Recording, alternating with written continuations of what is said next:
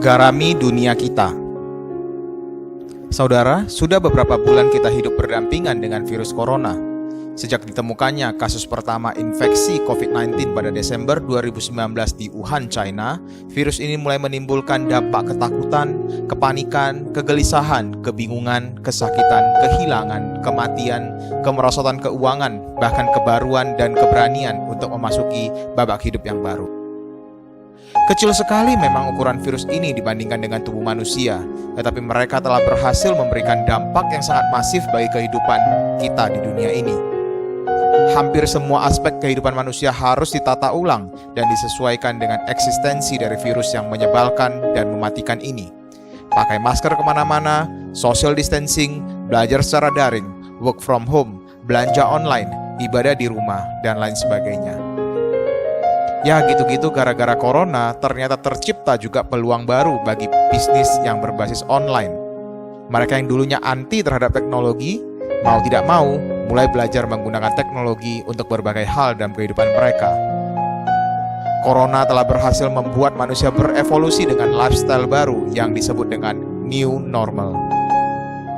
Begitu pula seharusnya dengan kehidupan para murid-murid Kristus. Yesus mengatakan, kamu adalah garam dunia. Jika garam itu menjadi tawar, dengan apakah ia diasinkan? Tidak ada gunanya lagi selain dibuang dan diinjak orang.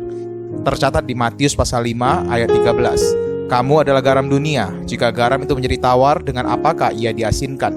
Tidak ada gunanya selain dibuang dan diinjak orang. Jika virus corona memberikan dampak yang buruk dan baik bagi kehidupan manusia, Yesus hanya menginginkan kehidupan para murid-murid ini berdampak positif bagi dunia, menjadi berkat bagi dunia, mengubah dunia dengan cara menggarami dunia. Terlebih dahulu kita perlu memahami penggunaan garam dalam kehidupan masyarakat pada abad pertama, yaitu para pendengar ketika Yesus khotbah di bukit. Dalam mengajar, Yesus sering menggunakan metafor atau penggambaran yang dekat dengan pendengarnya. Sebagian dari mereka bekerja sebagai petani dan yang lainnya adalah nelayan. Pada masa itu garam telah dikenal sebagai bahan pengawet untuk bahan makanan. Dulu belum ada lemari pendingin yang dapat digunakan untuk menyimpan hasil ladang maupun hasil perikanan, sehingga cara mengawetkan yang paling efektif adalah menggunakan garam. Ya, sampai sekarang ini kita juga masih bisa menemukan bahwa garam digunakan untuk mengawetkan ikan, udang, dan lain sebagainya. Selain itu, garam juga adalah satu komoditas yang umum dalam barter perdagangan. Seperti kita pada hari ini, pada masa itu garam juga telah dipakai sebagai salah satu bumbu perasa dalam masakan. Garam juga dipakai dalam upacara persembahan korban. Bahkan garam juga bisa dipakai sebagai pupuk. Garam telah dikenal menjadi sebuah komoditas yang multifungsi sejak zaman dahulu. Kehadiran garam dalam sebuah masakan akan memberikan pengaruh terhadap rasa masakan. Keberadaan garam dalam hasil pertanian dan perikanan akan memberikan ketahanan terhadap hasil bumi. Dengan memahami multifungsinya garam terutama untuk mengawetkan dan memberi rasa, demikian pula Yesus mengharapkan para muridnya untuk memiliki rasa asin, tidak menjadi tawar, agar hidup mereka dapat menggarami dunia. Pertanyaannya sekarang, buat apa menggarami dunia? Apakah dunia masih kurang asin atau perlukah dunia diawetkan? Ketika kita melihat kondisi dunia, kondisi kehidupan manusia di sekeliling kita, bukankah dunia ini sedang mendekati kebusukan dan ketawaran rasa? Belum lagi dunia dilanda dengan COVID-19, isu politik di beberapa negara yang semakin memanas, rasisme yang tidak berujung, dan masih banyak lagi krisis dan bencana yang sedang dihadapi bahkan ditakutkan akan melanda dunia. Bukankah kita menemukan orang yang sudah bosan hidup dan memilih untuk bunuh diri? Bukankah kita juga pernah mendengar banyak kasus kejahatan? Bukankah kita juga melihat dunia yang begitu korup? Bukankah ketidakpedulian dari sama manusia yang merajalela di mana-mana? Dunia ini semakin mendekati kehancuran dan rasanya hidup ini menjadi semakin tawar saja. Jauh sebelum semua realita ini terjadi di abad ke-21, sebenarnya sejak awal dosa merasuki kehidupan manusia, kebobrokan ini sudah terjadi. Keromantisan dari cinta Adam ketika melihat Hawa yang diciptakan oleh Allah baginya. Adam berkata, inilah dia, tulang dari tulangku dan daging dari dagingku. Tetapi ketika Adam sudah jatuh dalam dosa, kata-kata romantis itu berubah menjadi amarah dan Adam menyalahkan Hawa. Adam melemparkan kesalahan pada Hawa ketika ditanya oleh Tuhan apakah dia memakan buah yang dilarang itu. Kemudian kita juga melihat kisah pembunuhan saudara kandung. Habel dibunuh oleh Kain, saudara kandungnya sendiri. Di dalam Alkitab kita masih bisa lagi menemukan banyak kisah yang menunjukkan betapa efek dosa telah membuat dunia ini menjadi tawar dan busuk. jika sejarah kehidupan manusia ini diteruskan, yang dapat dirasakan dan disaksikan adalah semakin bengis dan jahatnya manusia berdosa. Untuk mengatasi ketawaran dan kebusukan yang dialami oleh dunia ini, Allah menawarkan sebuah solusi jitu, yaitu melalui salib. Permasalahan dosa diselesaikan dan dituntaskan oleh Allah sendiri dengan mengorbankan anaknya yang tunggal di atas kayu salib. Tanpa karya salib Yesus, tidak pernah akan ada solusi yang mujarab yang dunia dapat tawarkan untuk memulihkan kondisi yang tawar dan busuk ini. Murid-murid Yesus adalah orang-orang yang telah merasakan pembebasan dari kuasa dosa melalui karya salib. Seorang murid Kristus adalah seorang yang telah merasakan asin dan nikmatnya kasih kerajaan surga. Oleh karena itu, Yesus memanggil murid-muridnya untuk menjadi garam dunia.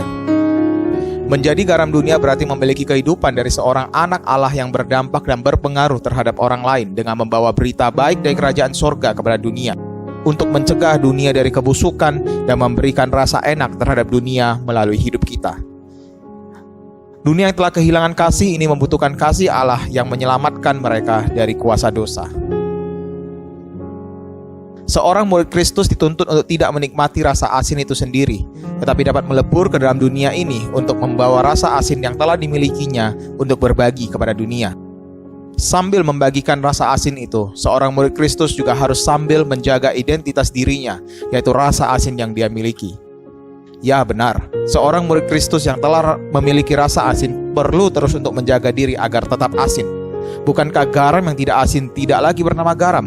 Butiran-butiran putih halus dapat dinamakan garam karena ia memiliki rasa asin. Jika rasanya manis, namanya gula. Namun jika tidak berasa, tidak asin, tidak manis, namanya bukan garam, bukan pula gula, namun hanya butiran yang tidak berguna. Bagian perkataan Yesus yang saya bacakan tadi mengatakan bahwa garam yang tidak ada gunanya lagi tinggal dibuang dan diinjak orang. Kita tidak dapat memahami bagian perkataan ini dengan membayangkan garam yang diproduksi pada abad ini. Garam yang kita pakai sekarang ini memang akan larut dan hancur menyatu dengan makanan atau benda yang kita awetkan. Konteks perkataan Yesus ini harus ditempatkan pada kebiasaan pada masa itu. Dalam kondisi orang Yahudi abad pertama, garam mereka peroleh dari laut mati. Berbeda dengan teknologi sekarang, kita dapat memperoleh garam murni yang biasa kita kenal dengan garam dapur. Namun pada masa itu, garam yang mereka dapatkan masih bercampur dengan mineral dan zat-zat lainnya. Pada saat dilarutkan ke dalam air, pada waktu memasak, bagian yang mengandung garam seringkali akan larut terlebih dahulu, sehingga hanya tersisa zat atau mineral lainnya. Jika ini yang terjadi, semua sisa mineral itu sudah tidak berguna lagi. Sisa tersebut akan dibuang ke tengah jalan dan diinjak orang. Itulah yang dimaksudkan oleh Yesus dengan garam yang tawar, yang adalah sisa dari zat-zat yang bukan termasuk garam. Zat-zat ini tidak berfungsi lagi sama sekali. Tinggal disisihkan dan dibuang saja. Rasa asin dari murid-murid Yesus hanya dapat dipertahankan jika murid tersebut terus melekatkan diri dengan sumber rasa asin, yaitu Yesus sendiri, melalui serangkaian latihan rohani, berdoa, membaca firman, berpuasa, pujian penyembahan, ibadah, dan lain sebagainya, yang dilakukan dengan hati yang tertuju kepada Allah. Hanya dengan cara demikian, para murid dapat terus memiliki rasa asin untuk menggarami dunia. Tanpa memiliki keterhubungan dengan sumber rasa asin itu, seorang murid akan menjadi tawar, bahkan bisa jadi makin membusuk bersama dengan dunia. Kamu adalah garam dunia. Inilah perkataan Yesus. Kata kamu pada bagian ini dalam teks asli Alkitab bahasa Yunani adalah dalam bentuk jamak. Bentuk jamak menandakan bukan hanya satu, melainkan banyak. Artinya panggilan Yesus ini adalah bagi semua orang yang mau menjadi murid-murid Yesus tanpa terkecuali. Tidak ada murid yang boleh mengatakan saya tidak mampu, berikan kepada saudara saya saja. Di balik perkataan ini, kita juga memaknai bahwa Yesus sedang memberikan sebuah semangat, menunjukkan optimismenya bahwa Dia yakin saya dan kamu dapat berfungsi sebagai garam dunia.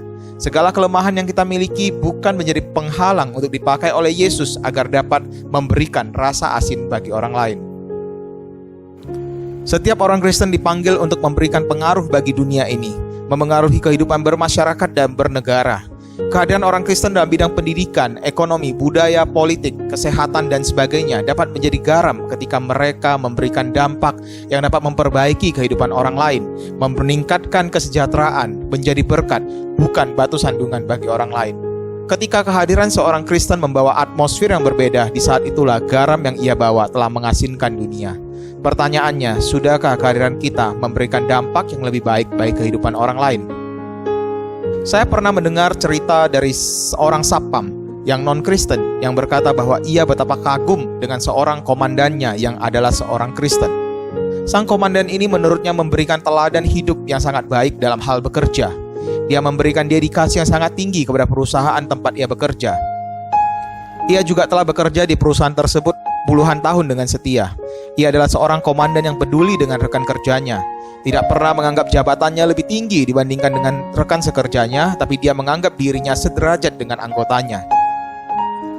Ya, saya tidak tahu memang apakah sang komandan ini pernah menceritakan tentang Kristus kepada rekan kerjanya. Namun ia telah menunjukkan kehidupan seorang murid Kristus yang telah diubahkan, sehingga kehidupannya dapat menginspirasi dan menggarami banyak orang. Setiap murid Kristus dapat menjadi garam dunia. Kenalilah di mana Tuhan ingin kita menggarami dunia. Ada ibu rumah tangga yang dipanggil untuk menjadi garam dunia di rumahmu, ataupun di tempat anakmu bersekolah, ataupun di komunitas ibu-ibu di mana Anda bergabung di dalamnya. Ada yang dipanggil untuk menjadi garam dunia di tempat ia bekerja. Ada yang Tuhan tanamkan kerinduan untuk menyebarkan rasa asin melalui media sosial sebagai influencer, YouTuber, Instagramer. Ada yang Tuhan panggil untuk menjadi orang yang dapat melatih orang lain menjadi garam dunia, dan masih banyak lagi. Tuhan mau pakai saya dan kamu yang telah menikmati rasanya kerajaan surga itu untuk bisa menggarami dunia, dimanapun dan kapanpun kita berada. Siapkah kita?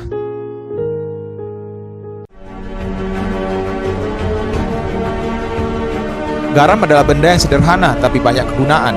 Garam dapat ditemukan di rumah-rumah maupun industri perikanan. Garam dapat mengasinkan masakan dan juga mengawetkan bahan pangan. Murid-murid Kristus dipanggil untuk menjadi garam bagi dunia. Kehadiran mereka harus memiliki dampak yang bisa dirasa. Melalui mereka, dunia dapat melihat dan menikmati indahnya kerajaan surga.